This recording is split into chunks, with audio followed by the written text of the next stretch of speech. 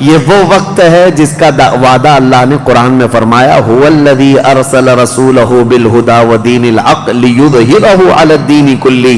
وہی اللہ ہے جس نے اپنے رسول کو ہدایت کے ساتھ بھیجا ہے تاکہ اپنے دین کو ساری دنیا پر غالب کرے. اب تک یہ دین پوری دنیا پر نہیں غالب آیا، لیکن وہ دن ہوگا جب عیسیٰ علیہ السلام تشریف لائیں گے روئے زمین پر.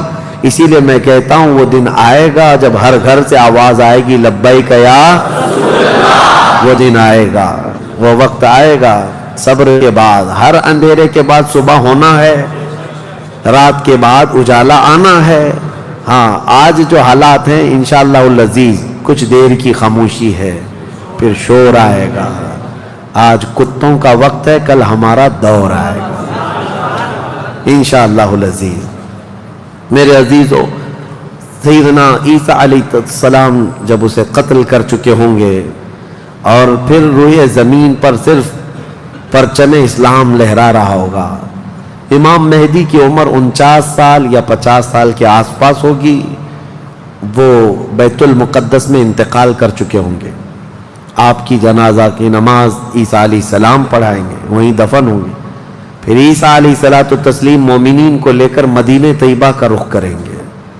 جب نبی پاک صلی اللہ علیہ وسلم کے روضے کے پاس عیسیٰ علیہ السلام آئیں گے، عیسیٰ علیہ السلام نکاح بھی فرمائیں گے، آپ کی اولاد بھی ہوں گی، لیکن مدینہ طیبہ میں آپ کا انتقال ہوگا اور میرے آقا کے حجرے میں دفن ہوں گے. حضور صلی اللہ علیہ وسلم کا حجرہ روضہ مبارکہ، اس میں ایک جگہ عیسیٰ علیہ السلام کی باقی ہے. سیدنا عیسیٰ علیہ السلام وہاں دفن ہوں گے. لیکن ایک بات میں آپ کو بتا دوں، عیسیٰ علیہ السلام اس وقت بھی نبی ہی رہیں گے. ان کا جو منصب نبوت ہے وہ ہے، لیکن شریعت ان کی نہیں چلے گی، میرے مصطفیٰ کی ہوگی. شریعت صرف میرے مصطفیٰ کی ہوگی. اس لیے کہ جس دن میرے آقا پیدا ہوئے اس دن سے لے کر قیامت تک صرف ایک ہی سکہ چلنا ہے. آئی نئی حکومت، سکہ نیا چلے گا. عالم میں رنگ بدلا صبح شب ولادت. عیسیٰ علیہ السلام کے انتقال کے بعد اب کیا ہوگا؟ اب کیا ہوگا؟ آپ دفن ہو چکے ہوں گے، قیامت قریب آ چکی ہوگی. اب اس کے بعد معاملہ یہ ہوگا کہ اللہ تبارک و تعالی قوم یاجوج ماجوج کو پیدا کرے گا. ہاں اس میں بیچ میں ایک روایت یہ بھی ہے کہ عیسیٰ علیہ السلام کو اللہ تبارک و تعالی حکم فرمائے گا کہ میں ایک ایسی قوم بھیج رہا ہوں جو دنیا میں فساد مچائے گی. جو مومنین ہیں ان کو لے کر کوہ طور پر چلے جائیں. عیسیٰ علیہ السلام کوہ طور کی طرف مومنین کو لے کر جائیں گے، لیکن اس وقت زمین پر یاجوج ماجوج ایک قوم ہے. یہ دو لوگ نہیں ہیں. بہت سارے لوگوں کے ذہن میں ایسی بات آتی یاجوج ماجوج دو آدمی ہوں گے. دو آدمی نہیں ہے، بہت بڑی فوج ہے، بہت بڑی فوج ہے. اور یہ ابھی موجود ہے. یافس بن نوح کی اولاد میں سے یہ ایک جزیرے میں قید ہے. وہ واللہ عالم، لیکن قرآن میں 16ویں پارے میں اس کا ذکر ہے کہ حضرت سکندر ذوالقرنین نے ایک لوہے کی پگھلا کر کے پہاڑوں کے بیچ دیوار بنا کر ان کو قید کر رکھا. یہ قوم آ نہیں سکتی. لیکن قیامت کے قریب وہ سد سکندری جو باندھی ہوئی دیوار ہے وہ ٹوٹ کر گر جائے گی. یاجوج ماجوج پورے باہر نکل آئیں گے، اور جیسے آئیں گے وہ جس ندی کے کنارے سے گزریں گے پورا پانی پی جائیں گے. وہ جو درخت ملے جو کچھ بھی ہو سب کھا جائیں گے، کچھ بھی نہیں. یہاں تک کہ یہ وہ زمانہ ہوگا حضرت عیسیٰ علیہ السلام ابھی موجود ہوں گے، ان کے انتقال سے پہلے ہی یہ یاجوج ماجوج آئیں.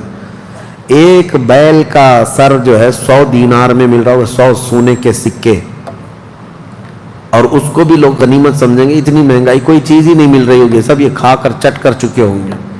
پھر عیسیٰ علیہ السلام کی دعا سے ہی اللہ کے نبی عیسیٰ علیہ السلام یہ عرض کریں گے مولا اس ظالم یاجوج ماجوج سے ہمیں نجات عطا کر. اللہ تبارک و تعالیٰ ایک بیماری ان کی گردن میں پیدا کرے گا، وائرس آئے گا ان کو بھی، یاجوج ماجوج کو. واللہ عالم اس وقت کا کون سا کورونا ہوگا، کون سا آئے گا. لیکن اس وائرس سے ایک ہی دن میں وہ پوری فوج مر جائے گی، اور مرنے کی وجہ سے پوری روئے زمین پر اتنی بدبو پھیل جائے گی، تعفن. اٹھانے والا کوئی نہیں ہے ان کی لاشیں. تو پھر یہ بھی ملتا ہے روایت میں کہ اللہ تعالیٰ لمبی بڑی گردنوں والے پرندے بھیجے گا. وہ پرندے ان کی لاشیں اٹھا اٹھا کر کے جنگلوں کی طرف چلے جائیں گے. پھر اللہ تعالیٰ بارش برسائے گا. اتنی تیز بارش برسے گی کہ پوری زمین پاک ہو چکی ہوگی. یاجوج ماجوج کا فتنہ ختم ہوگا. عیسیٰ علیہ السلام کا انتقال ہوگا. پھر اچانک ایک جانور باہر آئے گا جس کو دابۃ الارض کہا گیا ہے. یہ آئے گا.